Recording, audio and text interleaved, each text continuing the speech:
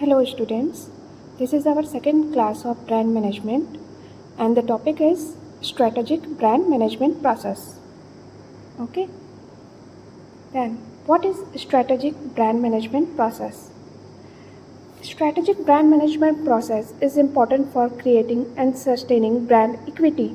Developing a strategy that successfully sustains or improves brand awareness, strengthens brand associations, emphasizes brand quality and utilization is a part of brand management.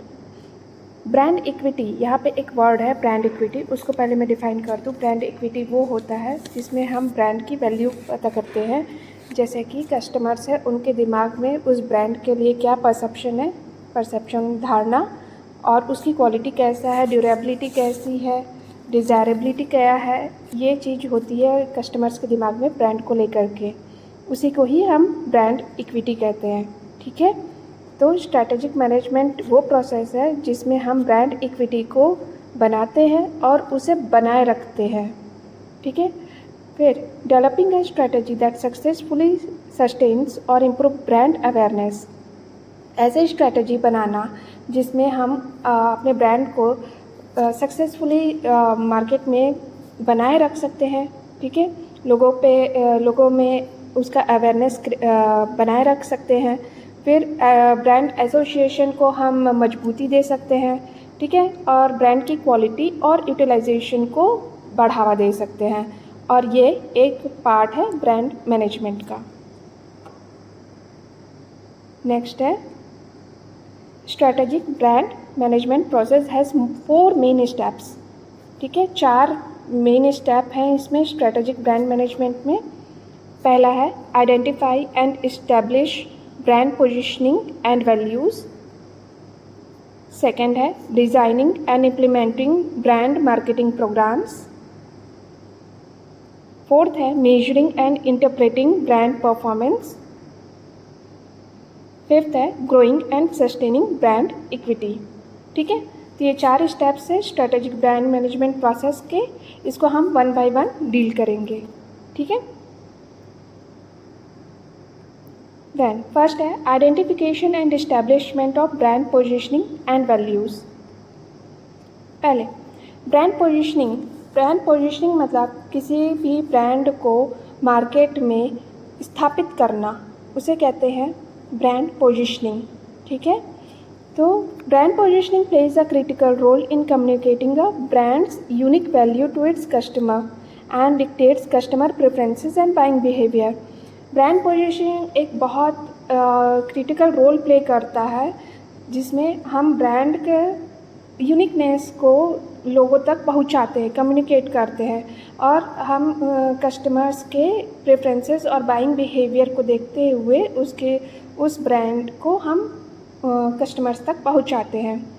As a result it serves as the basis for customer loyalty. Customer loyalty तभी बनता है जब वो brand उनको वही चीज़ दे रहा है जो वो एक्सपेक्ट कर रहे हैं और उनकी प्रेफरेंसेस वही हो रही हैं। ठीक है, तो इससे क्या होगा, वो लॉयल होंगे उस ब्रांड की ओर। Therefore, the first step of strategic brand management process entails a clear understanding of what a brand should represent, how it should be positioned with competitors. इसलिए फर्स्ट स्टेप है स्ट्रैटेजिक ब्रांड मैनेजमेंट प्रोसेस का कि हमें सबसे पहले clear होना है किस तरीके का ब्रांड हम रिप्रेजेंट कर रहे हैं कस्टमर्स को, और किस तरीके से उसे स्थापित करना है लोगों के बीच में और इतने सारे कॉम्पिटिटर्स के बीच में उसको स्थापित करना है। ठीक है, नेक्स्ट है it usually involves the following concepts. पहला होता है मेंटल मैप। ठीक है, मेंटल मैप वो चीज़ होता है कि लोगों के दिमाग में किस तरीके का धारणा है, किस तरीके का परसेप्शन है ब्रांड को लेकर के।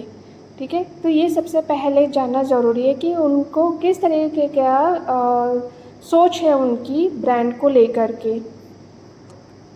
सेकंड है पॉइंट्स ऑफ पैरिटी। जैसा प्रोडक्ट के बहुत सारे प्रोडक्ट्स अवेलेबल है मार्केट में, तो कस्टमर को ये कन्विंस करना कि हम जो दे रहे हैं आपको वो प्रोडक्ट से मिलता जुलता ही है, जो भी मार्केट में अवेलेबल है उसी से ही मिलता जुलता ही है, बस उसमें कुछ और आपको थोड़ा बहुत मॉडिफिकेशन करना है या फिर लोग उसका अवेयरनेस थोड़ा ज़्यादा क्रिएट करना है। पॉइंट्स ऑफ पैरिटी यही कहलाती है, ठीक है। फिर पॉइंट्स ऑफ डिफरेंस, देखो क्या होता है कि एक ही प्रोडक्ट के बहुत सारे ही प्रोडक्ट्स अवेलेबल है मार्केट में, तो यहाँ पे जब हम ब्रांड की बात करते हैं तो हर एक प्रोडक्ट का अपना अपना इंडिविजुअल नेम, लोगो, सब चीज़ होता है, लेकिन प्रोडक्ट वो सिमिलर बेच रहे हैं, लेकिन हमें दूसरे कॉम्पिटिटर से डिफरेंट दिखाना होगा, तो जिसके लिए हमें कन्विंस करना पड़ेगा कस्टमर्स को कि इसमें जो बेनिफिट्स हैं, इस प्रोडक्ट में जो बेनिफिट्स है वो दूसरे कॉम्पिटिटर से हटकर है। नेक्स्ट है ब्रांड मंत्रा और short phrase capturing the brand spirit. एक शॉर्ट फ्रेज बना लेते हैं जिससे कि उस ब्रांड का जुड़ाव होता है, जिससे लोग उसको पहचानने लगते हैं, ठीक है। जैसे कि आपने सुना, बहुत से लोगों ने सुना होगा कि ठंडा मतलब कोको कोला, ठीक है। और फिर आपका अभी क्या चल रहा है, तो फॉग चल रहा है। इट्स लाइक अ मंत्रा, जिससे उसका स्पिरिट जुड़ा हुआ रहता है, मतलब आप उससे जुड़े हुए होते हो। वो जैसे ही वर्ड आता है आपको उस ब्रांड का तुरंत क्लिक हो जाता है दिमाग में। फिर कोर ब्रांड एसोसिएशन, ठीक है। कोर ब्रांड एसोसिएशन कैसे होगा, जब हम गुण, जो भी गुण हैं उस ब्रांड के, उसको अच्छे तरीके से हम पेश कर सकें, ठीक है। उस ब्रांड के जो भी अच्छे गुण हैं उसको हम मार्केट में अच्छे तरीके से पेश कर सकें कस्टमर्स के बीच में, तो ये कोर ब्रांड एसोसिएशन हुआ, ठीक है। The frame of reference, recognising the target market and identifying the nature of competition. पहले तो हमें अपने टारगेट मार्केट पता करना होगा कि हमें कौन से मार्केट में हमें अपना प्रोडक्ट को ब्रांड को लॉन्च करना है, और हमें उस कंपटीशन के बारे में पता करना है। Different type of market competition आपने पढ़ा होगा, है ना, जिसमें ओलिगोपोली, मोनोपोली, ये सब कंपटीशन है ना। तो हमें पहले टारगेट मार्केट को हमें रिकॉग्नाइज करना पड़ेगा। जैसे कि आपका ब्रांड अगर मान लो जब ठंडे चीज़ें बेचती हैं तो वो गर्म जगहों पर बिकेगी, ठीक है। गर्म चीज़ें बेचती है तो वो ठंडे जगहों पर बिकेगी, तो वहाँ के टारगेट और ये ऑडियंस जो हो गए वो आपके एक्चुअली में टारगेट मार्केट है, ठीक है। आप उनको ही आप सेल करोगे। तो द फ्रेम ऑफ रेफरेंस, तो ये सारे स्टेप्स क्लियर होंगे आई थिंक आपको। नेक्स्ट है design and execution of brand marketing programmes. तो अब एक बार once the brand management team has figure out the positioning strategy, the next step involves planning and implementing marketing programmes to position the brand. एक बार brand management team ने ये figure out कर लिया कि कैसे कौन से स्ट्रैटेजी बनाएंगे हम ब्रांड को स्थापित करने के लिए, तो नेक्स्ट स्टेप क्या हो जाएगा आपका, मार्केट में उसे पोजीशन देने की। तो उसके लिए प्रॉपर प्लानिंग करेंगे, इम्प्लीमेंट करेंगे। इम्प्लीमेंट मतलब वापस से उसको सार्थक रूप में लाएंगे, ठीक है। तो ये हम पोजीशन, ब्रांड का पोजीशन सेट करेंगे। तो इसमें the steps involve here are as follows. First है क्रिएटिंग ब्रांड एलिमेंट, ठीक है। पहले हम क्या करेंगे, एलिमेंट्स सेट करेंगे। पहले तो brand name, logos, symbols, URLs, taglines, packaging etcetera, ये सारे चीज़ें हम पहले आइडेंटिफाई करेंगे और उसे दूसरा ब्रांड से, दूसरे कॉम्पिटिटर से डिफरेंट बनाने की कोशिश करेंगे, ठीक है।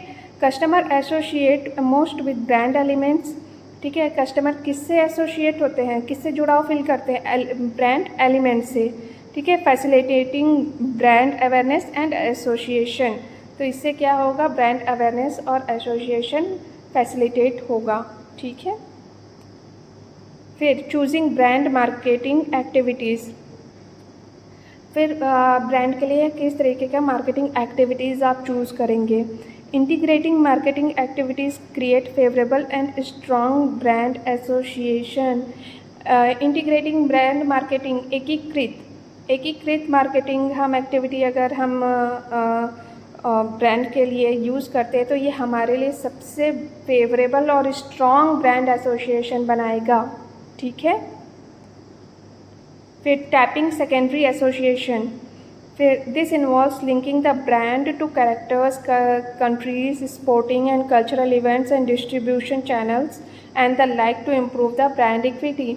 इसमें क्या होगा कि आप अपने ब्रांड को इस तरीके से लिंक कर रहे हो कि उसके character, country, sporting, culture, event और डिस्ट्रीब्यूशन चैनल सबको एसोसिएट कर रहा है, जिससे ब्रांड इक्विटी बन सके, ठीक है। जैसे कि आप देखे होंगे पिज़्ज़ा, बर्गर, पिज़्ज़ा हट, मैकडोनल्ड्स हो गए, और ये सारे बाहर के कंट्रीज़ के ब्रांड हैं। वो इंडिया में कैसे सर्वाइव करेंगे, क्योंकि बाहर के लोग इतना स्पाइसी फूड नहीं खाते हैं, तो उसको क्या किया गया है, मॉडिफाई किया गया है कंट्रीज़ के अकॉर्डिंग, उसको उस तरीके से कल्चरल इवेंट पे ढाला गया, उस तरह एडवर्टाइजमेंट भी उसी तरीके से किया गया है ना। तो इससे क्या होगा, ताकि लोग क्या होंगे कि इसके ब्रांड इक्विटी उसके द्वारा इम्प्रूव होगा, ठीक है। लोगों की परसेप्शन और धारणा जो होगी वो इम्प्रूव होगी। अगर दूसरा कंट्री वाला अपना ही एडवर्टाइजमेंट चलाएगा तो वो अपने देश को तो कनेक्ट कर लेगा, लेकिन दूसरे देश को अपने साथ कनेक्ट नहीं कर पाएगा। इसलिए उस कंट्री के अकॉर्डिंग आपका एडवर्टाइजमेंट होता है, उसके अकॉर्डिंग आपका प्रोडक्ट सेल होता है, ठीक है।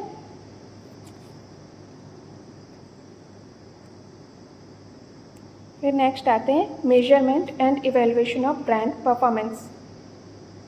मेजरमेंट मतलब मापन, इवेल्युएशन मतलब मूल्यांकन। ब्रांड का परफॉर्मेंस देखेंगे। अब हमने लॉन्च तो कर दिया, पोजीशनिंग कर दी, फिर हमने मार्केटिंग भी लॉन्च कर दिया। अब तीसरा है हमें कि वो कैसा परफॉर्म कर रहा है, उसके बारे में हमें मेजरमेंट करना है और इवेल्युएशन करना है, थर्ड स्टेप, ठीक है।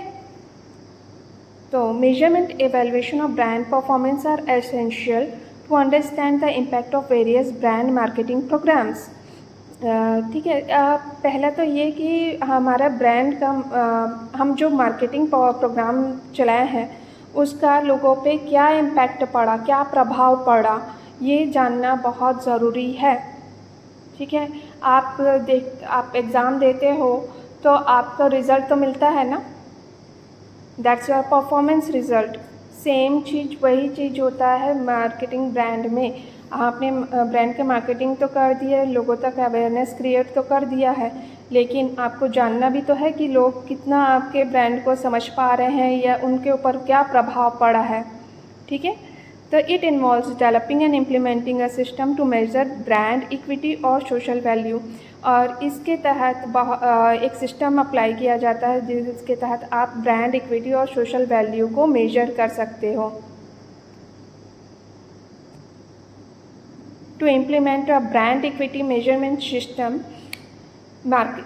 marketers need to complete the following step, ठीक है। अब क्या क्या स्टेप्स है वो देख लेते हैं। पहला तो ब्रांड ऑडिटिंग आप जानते होंगे, ब्रांड का ऑडिट करना, ठीक है, उसका इवैल्यूएशन करना, करंट मार्केट में उसका पोजीशन क्या है दूसरे कॉम्पिटिटर्स के अगेंस्ट, ये पता करना, ठीक है। Conducting a brand audit involves an assessment of the strength and limitation of the brand and suggesting ways to improve brand equity.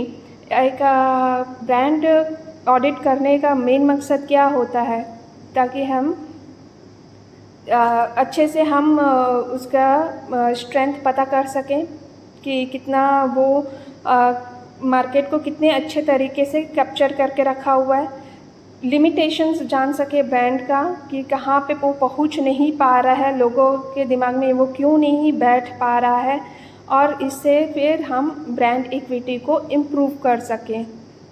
ठीक है। नेक्स्ट है brand tracking. Brand tracking studies directly collect brand related information from consumers over time.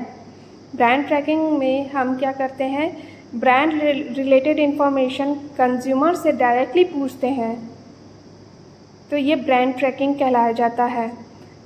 It help measure a brand's current health regarding consumers perception and usage. इससे directly brand का health पता चल जाता है, मतलब कि वो अभी कैसा स्थिति में है, इस चीज़ का पता चल जाता है, और कंज्यूमर का क्या परसेप्शन है और क्या यूसेज है उस चीज़ को लेकर के, ये हमें डायरेक्ट कंज्यूमर से पता चल जाता है। फिर brand equity management system. It refers to the set of tools and research process design to identify the sources and consequences of brand equity. ये एक सेट ऑफ टूल्स है और रिसर्च प्रोसेस होता है जिसके तहत हम डिफरेंट तरह के सोर्सेज यूज़ करते हैं जिससे हम ब्रांड इक्विटी के बारे में पता लगा सकें। मैंने पहले ही बताया ब्रांड इक्विटी क्या होता है, लोगों का परसेप्शन है ना। ब्रांड इक्विटी क्या होता है, कंज्यूमर्स का परसेप्शन कि उसका ब्रांड का क्वालिटी डिज़ायरेबिलिटी क्या है। ठीक है। तो उस चीज़ को पता लगाने के लिए, आइडेंटिफाई करने के लिए वेरियस टूल्स और रिसर्च प्रोसेस डिज़ाइन किया जाता है ताकि हम ब्रांड इक्विटी का सही से पता लगा सके, उसके कॉन्सिक्वेंसेस के बारे में पता लगा सकें। ठीक है। It enables marketers to develop the best possible tactics और for building, measuring and managing brand equity. और ये जब हम पता लगा लेंगे तो हम क्या कर सकते हैं, हम और अपना आइडियाज़ लगा सकते हैं, टैक्टिक्स लगा सकते हैं कि हम अपने ब्रांड को और अच्छे से बिल्ड करें, उसका मेजरमेंट करें और ब्रांड इक्विटी को मैनेज करके रख सकें। ठीक है। देन नेक्स्ट है growth and sustenance of brand equity. Once the brand equity has been built, the real challenge is sustaining and expanding it over time to ensure that the brand grows. It is continuous process and involves the following step. एक बार brand equity set हो गई, लोगों के दिमाग में वो सही से छप गया, ठीक है, वो समझने लगा, ब्रांड को जानने लगा, है ना। अब रियल चैलेंज ये आता है कि उसको बनाए रखना भी एक कला है। ठीक है। तो उसके लिए हम, ताकि ब्रांड ग्रो कर सके, अगर यहाँ एक क्षेत्र में उसके ब्रांड अवेयरनेस हो गया तो उसको और फैलाना है ताकि लोग और मेरे कस्टमर्स बनते जाएं। ठीक है। तो इस कंटिन्यूस प्रोसेस के लिए फॉलोइंग स्टेप्स है। पहला, establishing brand architecture. Brand architecture जो रहता है वो, जैसे एक ब्रांड है उसके बहुत सारे सब ब्रांड्स होते हैं। ठीक है। तो क्या करेगा, एक ब्रांड तो स्टार्ट कर दिया, अब वो लोग एक ही ब्रांड को वो पहचानने तो लग गए, लेकिन उसको और एक्सपेंड करना है तो वो उसका सब प्रोडक्ट्स बनाएगा और उसको फिर बेचते जाएगा। जैसे कि अमूल का हो गया, है ना। अमूल क्या बनाता है, अमूल दूध होता है, अमूल का चीज़ होता है, बटर होता है, अमूल दही होता है ना। तो ये डिफरेंट क्या हुआ है, सब प्रोडक्ट्स हुए। तो ब्रांड स्ट्रक्चर, इस पे क्या क्या डिपेंड करता है, ब्रांड स्ट्रक्चर है ना, brand elements and branding strategy. ठीक है। It includes brand portfolio and brand hierarchy. Brand portfolio कैसे होगा, जैसे कि कोका कोला कंपनी है तो उसके साथ साथ और कौन सी कंपनी उसके साथ एसोसिएटेड है, एनकम्पासेस है, स्प्राइट हो गया, फैंटा हो गया, पावरेज हो गया। ठीक है। और फिर ब्रांड हायरार्की, मतलब कि एक पेरेंट ब्रांड होता है और उसके अंदर चाइल्ड ब्रांड्स होते हैं, जैसे कि एप्पल जो हो गया वो पेरेंट ब्रांड हो गया। फिर उसके सब प्रोडक्ट्स क्या हैं, आईफोन, मैकबुक, एयरपॉड, आईपैड, ये सारे क्या है, चाइल्ड ब्रांड हो गया। तो ये ब्रांड हायरार्की में आते हैं। ठीक है। तो ये डिफरेंट तरह के टूल्स हैं जो कि ब्रांड आर्किटेक्चर में आते हैं, और इस तरीके से आप हायरार्की बना करके चलते हो ताकि आप अपने ब्रांड को पूरी तरीके से एक्सपेंड कर सको। फिर नेक्स्ट है manage brand equity in the long run. It involves marketing decisions that will affect the brand equity in the long run and determine the success of future marketing programs। देखो, सबसे main चीज़ तो brand equity को बनाए रखना है long run में, ठीक है। तो उसके लिए मार्केटिंग डिसीजंस ऐसे लेना है जिससे ब्रांड इक्विटी अफेक्ट हो लॉन्ग रन के लिए, और इससे से ही फ्यूचर मार्केटिंग प्रोग्राम्स जो होंगे वो सक्सेसफुल होंगे। एक बार लोगों के दिमाग में, उनके परसेप्शन में और उसके हर धारणा में जब ये ब्रांड आ जाएगा तो वो उस चीज़ को कंटिन्यूस परचेज़ करना चाहेंगे उस ब्रांड को, जिससे उनका सस्टेनेबिलिटी, ब्रांड का सस्टेनेबिलिटी इंक्रीज़ हो जाएगी और वो लॉन्ग रन तक चलेगी। फिर लास्ट है रेनफोर्स एंड रिवाइटलाइज, सुदृढ़ एंड पुनर्जीवित। तो ultimate step to ensure the growth and sustainability of brand equity is to make the best possible tactical decision to ensure that a brand continues to enjoy its sources of equity. ठीक है, तो सबसे main चीज़ जो growth और sustainability है brand equity का, वो किस पे डिपेंड करता है कि ऐसे डिसीजन लो जिससे कि वो हम ब्रांड का कंटिन्यूअस इम्प्रूवमेंट कर सके, है ना, उसको एंजॉय कर सके और सोर्सेज ऑफ इक्विटी को। ठीक है, it involves brand reinforcement to convey the brand images to consumers consistently and brand revitalizing to either recapture lost source of brand equity or identify and establish new ones। देखो क्या होता है कि जब हम ब्रांड को सुदृढ़ करने की कोशिश करते हैं तो मतलब कंज्यूमर्स का प्रेफरेंसेस जो रहेगा वो कंटिन्यूअस हमारे ब्रांड की ओर ही रहेगा। ठीक है, अगर वो धीरे धीरे कम होते जा रहा है तो हम क्या करेंगे, रिवाइटलाइज करेंगे, पुनर्जीवित करेंगे। तो कैसे पुनर्जीवित करेंगे, जो लॉस्ट सोर्सेज है उसको फिर से हम रिकैप्चर करेंगे और उस पे फिर काम करेंगे और फिर ब्रांड इक्विटी फिर से डेवलप करेंगे। ठीक है, और फिर क्या चीज़ कमी आ रही है, क्या चीज़ में लॉस हो रहा है, उस चीज़ को आइडेंटिफाई करेंगे और एक नए तरीके से स्थापित करेंगे उसको। लाइक मैगी में ही अभी रिसेंटली हुआ था कि लेड मिल रहा है ऐसा, जो कि हार्मफुल है हेल्थ के लिए, है ना, लेड, और उसमें लेड मिला हुआ है ऐसा कहा गया। उसका मार्केट वैल्यू सडनली डाउन होना शुरू हो गया। लेकिन यहाँ पे क्या हुआ, सुदृढ़ था, लेकिन अब लोग तो मैगी को एज अ मैगी ही जानते हैं, कोई भी नूडल्स नहीं कहता। आप मार्केट में भी चला जाओगे तो आप सीधा मांगते क्या हो, मैगी। तो आपके दिमाग में वो अच्छे से कैप्चर हो चुका है। ठीक है, उसकी इक्विटी अच्छे से बन चुकी है आपके दिमाग में। तो आप क्या करोगे, उसका अब मार्केट में उसने फिर से रीलॉन्च किया उसने और वो फिर से सेटअप हुआ। ठीक है, तो ये चीज़ें हैं जो कि ब्रांड इक्विटी को डेवलप करता है और इस तरीके से ब्रांड आपका सस्टेन करता है। कंक्लूजन देख लेते हैं। Brand management is a pivotal factor in molding a brand, with its diverse strategies offering crucial support for long-term sustainability. The process involves identifying, establishing, and maintaining brand equity, contributing significantly to the corporate image.